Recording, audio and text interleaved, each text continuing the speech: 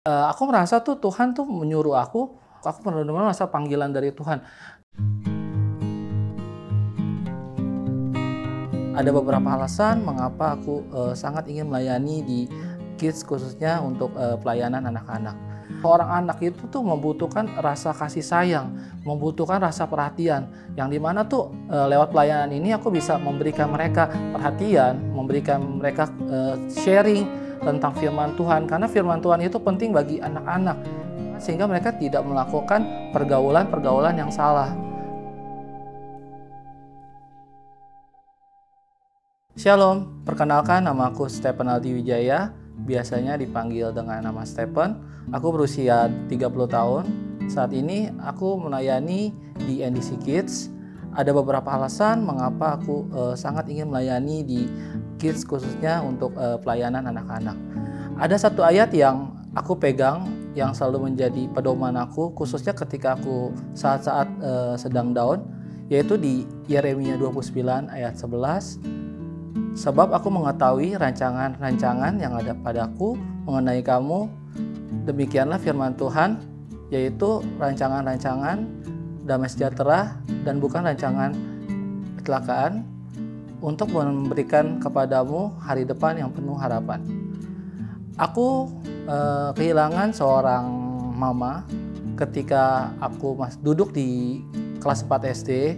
Saat aku kehilangan mama aku, mungkin aku belum merasakan kesedihan yang gimana banget, karena saat itu mungkin karena aku masih kecil ya, jadi belum bisa mengekspresikan bagaimana apa yang terjadi saat itu dan apa yang harus aku lakukan. Tetapi ketika 2-3 tahun setelahnya gitu, khususnya ketika aku masuk di SMP dan SMA, itu aku baru mulai merasakan kesedihan, yang dimana tuh aku juga merasakan kesepian ketika aku melihat teman-teman aku dijemput sama kedua orang tua mereka mendapat perhatian, mereka ketika mungkin bagi rapot atau wisuda mereka orang tua mereka datang dan dijemput, dikunjungi, jadi dipeluk, dicium. Itu aku merasakan rasa keinginan yang wah Tuhan, aku juga mau gitu loh.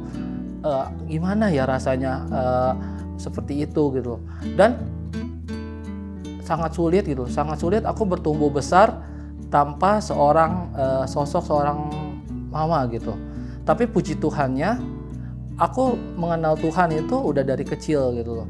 Jadi dengan aku mengenal Tuhan, Tuhan itu bagi aku sebagai penolong, sebagai penghibur, sebagai orang tua, sebagai teman, dan sebagai segala-galanya gitu.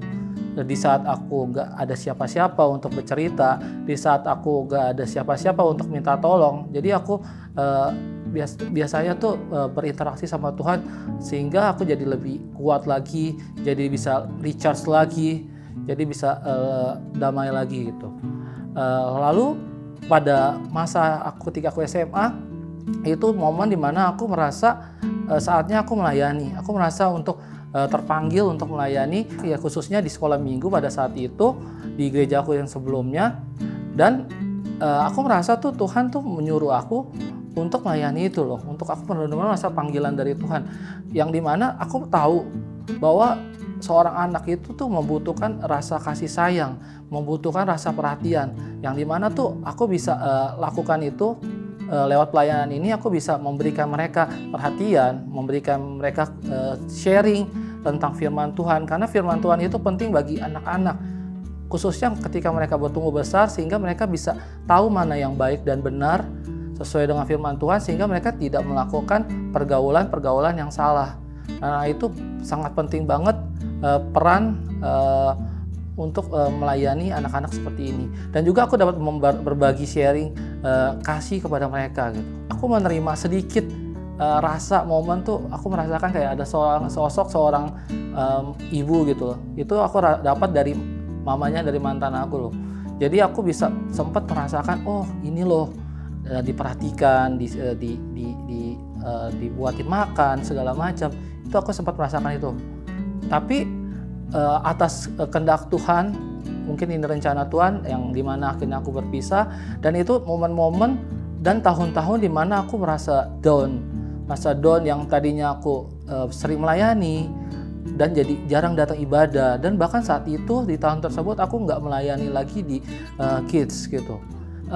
Singkat cerita, Tuhan itu baik gitu. Tuhan emang rencana Tuhan itu luar biasa buat kehidupan aku. Jadi ada satu jemaat di NDC, yaitu kami bertemu tuh di acara suatu charity yang dimana tuh kita nggak mengenal satu sama lain, dan acara charity ini kami bentrok. Jadi kami bisa mengenal satu sama lain orang ini, dan aku bisa diajakin ke NDC, datang ke gereja dan datang ikut core, yang kebetulan juga saat itu orang itu adalah core leader.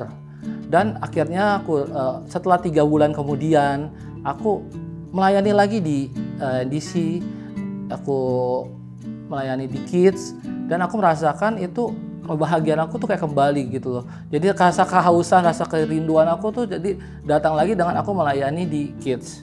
Setelah melewati itu semua, aku merasa ada momen titik terendah di dalam hidup aku, yaitu aku mendapatkan suatu pengalaman hidup di dalam hidup aku dari Tuhan, yaitu momen dimana adik aku sakit.